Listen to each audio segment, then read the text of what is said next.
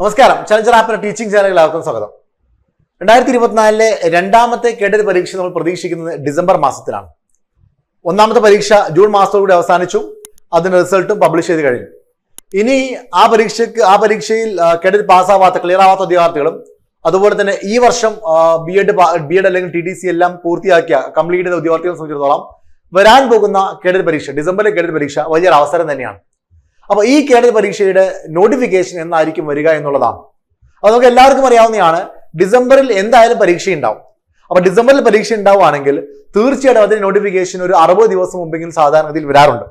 നമ്മൾ കഴിഞ്ഞ തവണത്തെ അതായത് ഏപ്രിൽ മാസത്തെ നോട്ടിഫിക്കേഷൻ അതിന്റെ പരീക്ഷ എടുത്ത് നോക്കിക്കഴിഞ്ഞാൽ ഏപ്രിൽ 24-ലാണ് നോട്ടിഫിക്കേഷൻ വന്നത്. ഏപ്രിൽ മാസം 15-ാം തീയതിയാണ് നോട്ടിഫിക്കേഷൻ വന്നത്.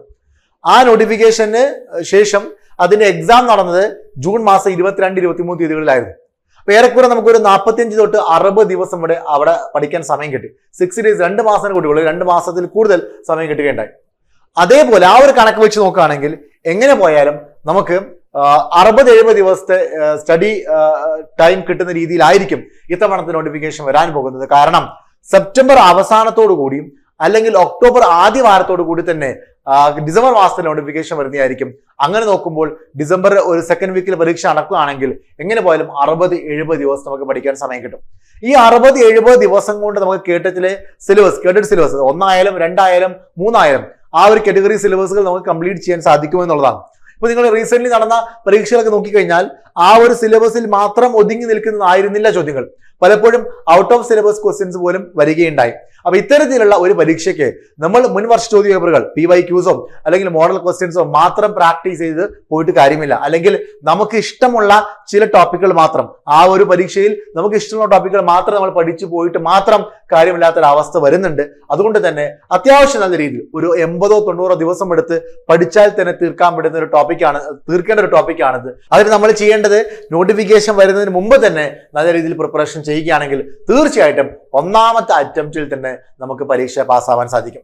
ഇത്തവണത്തെ കേഡറ്റ് പരീക്ഷ, എസ്പെഷ്യലി കേഡറ്റ് കാറ്റഗറി 3 പരീക്ഷ വളരെയധികം നിർണായകമാകാൻ പോകുന്ന പരീക്ഷയാണ്. മുമ്പ് ഞാൻ പറഞ്ഞിരുന്നു, HSC നോട്ടിഫിക്കേഷനിൽ പലതും നമ്മൾ പ്രതീക്ഷിക്കുന്നുണ്ട് വരുന്ന മാസങ്ങളിൽ. ഈ വർഷം അവസാനത്തോടു കൂടിയോ അല്ലെങ്കിൽ അടുത്ത വർഷ തുടക്കത്തോടു കൂടിയോ നമ്മൾ പ്രതീക്ഷിക്കുന്ന HSC നോട്ടിഫിക്കേഷൻസ് ഉണ്ട്. അപ്പൊ ആ പരീക്ഷ എഴുതണമെന്നുണ്ടെങ്കിൽ തീർച്ചയായിട്ടും നിങ്ങൾ കേഡറ്റ് കാറ്റഗറി 3 ക്ലിയർ ആവേണ്ടതുണ്ട്. അപ്പോൾ ഈ വരാൻ പോകുന്ന ഡിസംബറിലെ കേഡറ്റ് പരീക്ഷയെ വളരെ നിർണായകമായിട്ടുള്ള ഒരു പരീക്ഷയായി കണ്ടുകൊണ്ട് തന്നെ നല്ല രീതിയിൽ പ്രിപ്പയർ ചെയ്യുക.